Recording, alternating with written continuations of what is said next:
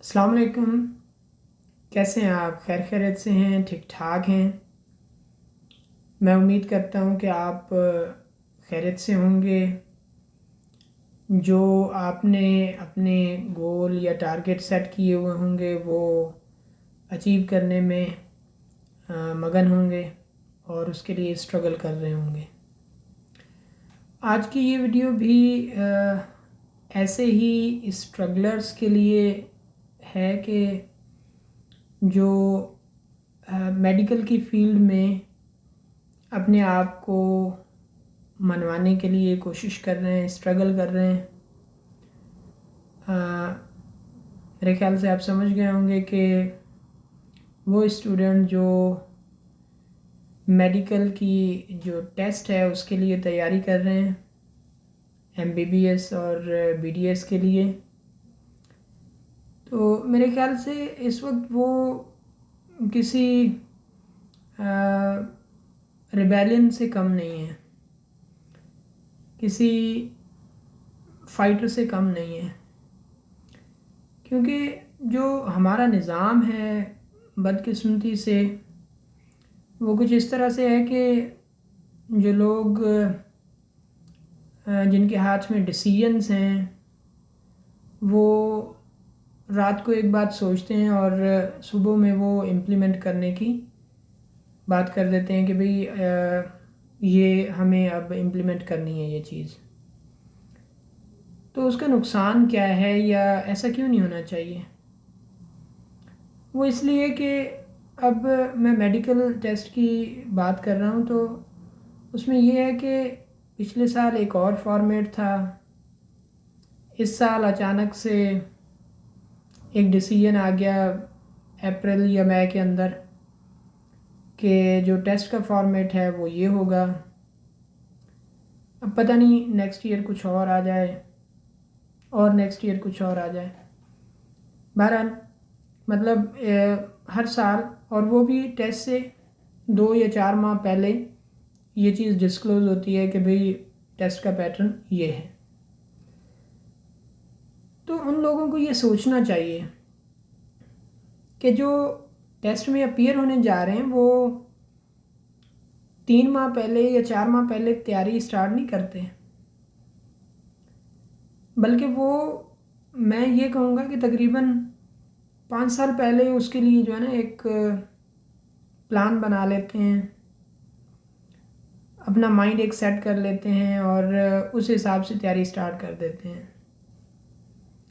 अब एक बच्चा जो 5 साल से एक स्ट्रक्चर को देखता आ रहा है, उसी पे मेहनत कर रहा है, उस स्ट्रक्चर पे अपने आप को जो है फिट कर चुका है, और आप 2 या 3 माह पहले उसे कह देते हैं कि नहीं नहीं वो अब पुराना निज़ाम हो चुका है, वो निज़ाम हम नहीं, अब हम चेंज लाएंगे, तब्दीली आएगी ना, तो तब्दीली लानी है, ठीक है, ले आए तब्दीली। तो अब वो जो बच्चा 5 साल से एक फ्रेमवर्क पे काम कर रहा है, तो मेरे ख्याल से एक तो पहले वो बहुत ज़्यादा डिस्टर्ब होगा ये बात सुन के कि जो पैटर्न है वो नहीं आ रहा जो जिस पे मैंने तैयारी की है। इसमें कोई शक नहीं कि सिलेबस वही है, मटेरियल वही पढ़ना है, वही सारी चीज़ें करनी हैं, लेकिन एक जो जहन आपने सेट किया हुआ होता है उसमें ज़रूर डिस्टर्बेंस क्रिएट हो जाती है। आपने एक चीज़ की वेटेज पहले 20% थी, आपने उसको 20% का जो है ना उसको टाइम दिया हुआ है, उस पर आपने इतना फोकस किया हुआ है। अब आप उसको उठा के 30% कर देते हो तो डेफिनेटली अब वो बच्चा जो है वो परेशान होगा कि भाई मैंने तो इसको टाइम कम दिया लेकिन अब इसकी परसेंटेज बढ़ गई है। जिस पे मैंने टाइम बहुत ज़्यादा दिया है कि भाई ये 60% था, ये 40% था, अब वो भी 30 पे आ गया है, ये वो 35 पे आ गया है। तो अब ये चीज़ें जो हैं स्टूडेंट के जहन पे असर करती हैं, और स्टूडेंट जो है वो इन चीज़ों से परेशान होके, चाहे उसको सब कुछ आ भी रहा होता है, उसने बहुत अच्छी मेहनत की हुई होती है, लेकिन वो डिस्ट्रैक्ट हो जाता है, वो उतना अच्छा परफॉर्म नहीं कर पाता है।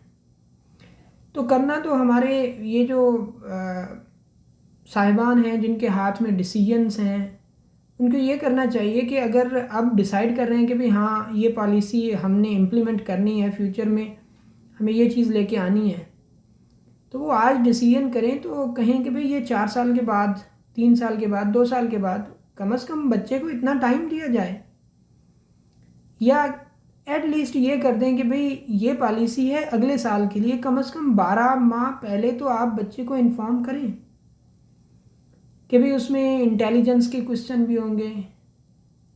उसमें जो इंटेलिजेंस का, मेरा नहीं ख्याल कि किसी स्कूल में बच्चों को पढ़ाया जाता होगा, समझाया जाता होगा। असल में ये वाकई इंटेलिजेंस पढ़ाने वाली चीज़ नहीं है, वो स्टूडेंट को खुद से ही एक क्वेश्चन को ही समझ के जो है ना उसका आंसर तलाश करना होता है। सिंपल होती है, बहुत ज़्यादा मुश्किल नहीं होती, लेकिन इतना कम वक्त दे के आप एक डिसीजन अपना जो है इम्पोज कर देते हैं, तो ये गलत बात है।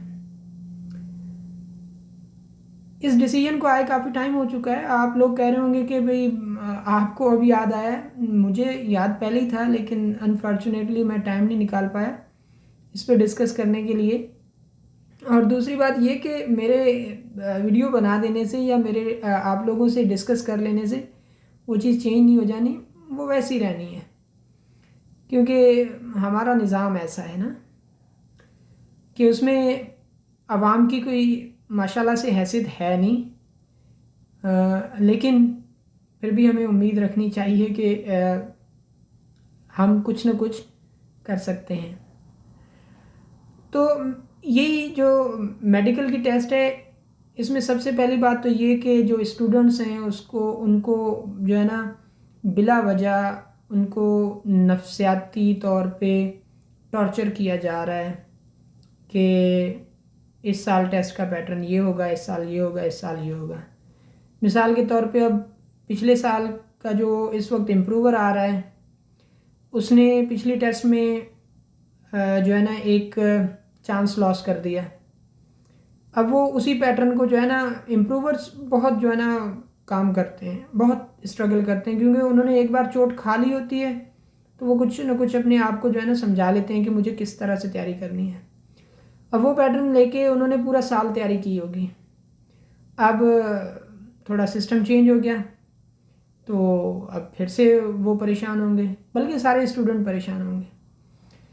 तो मैं इस बात के बाद ये बात भी कहूँगा कि जिस तरह से हमारे प्राइम मिनिस्टर कहते हैं कि भाई सबसे पहले तो आपको घबराना नहीं है, तो घबराना नहीं है, लेकिन ऐसे नहीं कि घबराना भी नहीं है काम भी नहीं करना, ऐसा नहीं करना।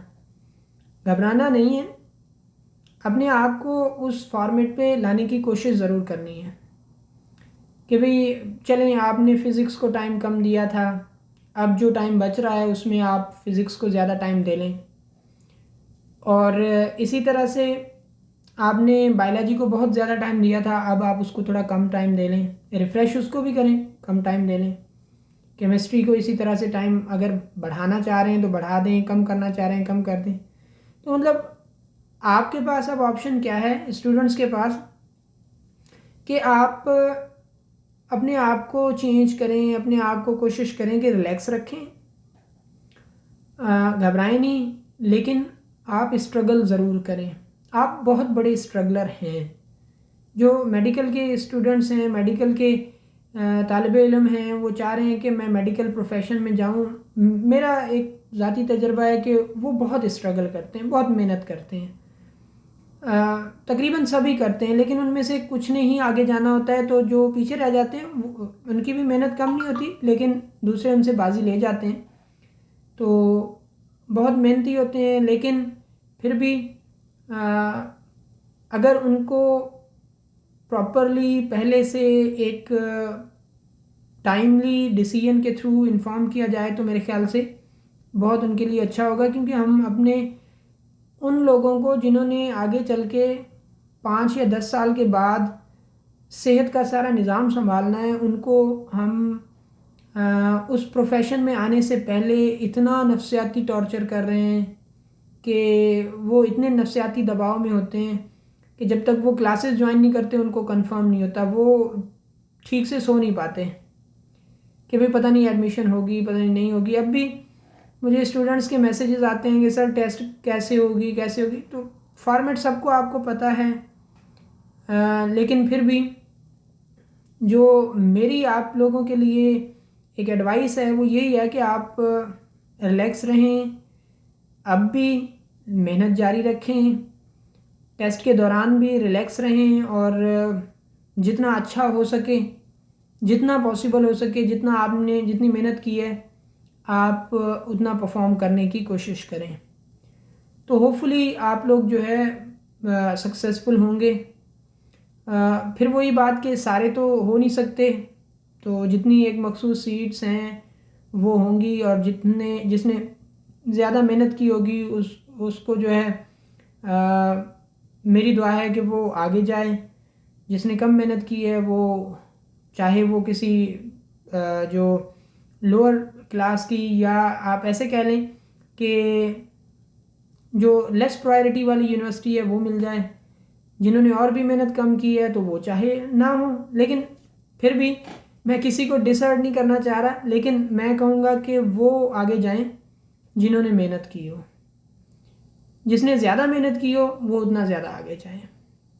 क्योंकि अगर मैं जब क्लासेस में डिस्कस करता था ये बात, तो मैं ये डिस्कस करता था कि अगर मैं ये दुआ करूं कि भाई सारे के सारे डॉक्टर्स बन जाएं या सारे के सारे सक्सेसफुल हो जाएं, तो ये उन लोगों के साथ जो है ना नाइंसाफ़ी होगी जो ज़्यादा मेहनत कर रहे हैं। तो सबको मैं नहीं कह सकता, मैं कहूँगा कि वो जो लोग ज़्यादा मेहनत कर रहे हैं वो आगे आएँ। और होपफुली जो इस बार नहीं हो पा रहे वो अपने लिए या कोई दूसरा प्लान चूज़ कर लें, या फिर इम्प्रूव करना चाह रहे हैं तो इम्प्रूव करें। लेकिन इम्प्रूव का मकसद होता है इम्प्रूव, ठीक है ना। इम्प्रूव का मकसद जस्ट ये नहीं होता कि फॉर्म दोबारा भरना है, नहीं। इम्प्रूव का मकसद होता है आप अपने आप में इम्प्रूवमेंट लाएं। अगर इम्प्रूवमेंट लाएंगे तो होपफुली इस बार नहीं तो अगली बार आपको चांस मिल जाएगा। लेकिन शर्त मेहनत है, तो वो मेहनत सच्चाई के साथ, ईमानदारी के साथ होनी चाहिए। और उसके साथ साथ आप अपने प्रोफेशन को जस्ट एक कमाई का ज़रिया समझ के नहीं उसमें आए। एक सर्विस देने के लिए आप अपने आप को लेके आएँ।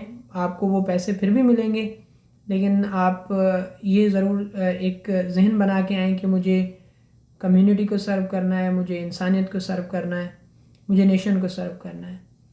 तो मेरे ख्याल से मैं काफ़ी लंबी चौड़ी डिस्कशन कर गया, मेरा इतना था नहीं। मैं एक शॉर्ट आप लोगों को मैसेज देना चाह रहा था कि आप किसी भी मोमेंट पे ये ना समझें कि अब टाइम निकल गया है, लेकिन आपके पास जितना भी टाइम बच रहा होता है उसको यूटिलाइज़ कर लें अच्छे नमूने से। तो होपफुली आप देखेंगे बाद में कि आपने जो टाइम लगाया है मेहनत के लिए, वही आपको जो है ना कहीं पे पहुंचा देता है। तो थोड़ा टाइम हो, बहुत टाइम हो, जितना भी हो, उसको टाइम को आप कभी भी अंडर एस्टिमेट नहीं करें कि ये थोड़ा टाइम है इसमें कुछ नहीं हो सकता, ज़्यादा टाइम चाहिए था। डेफिनेटली ज़्यादा टाइम में ज़्यादा काम हो सकता है, लेकिन जो मयस्सर हो उसको आप जो है यूटिलाइज़ करें, ठीक है।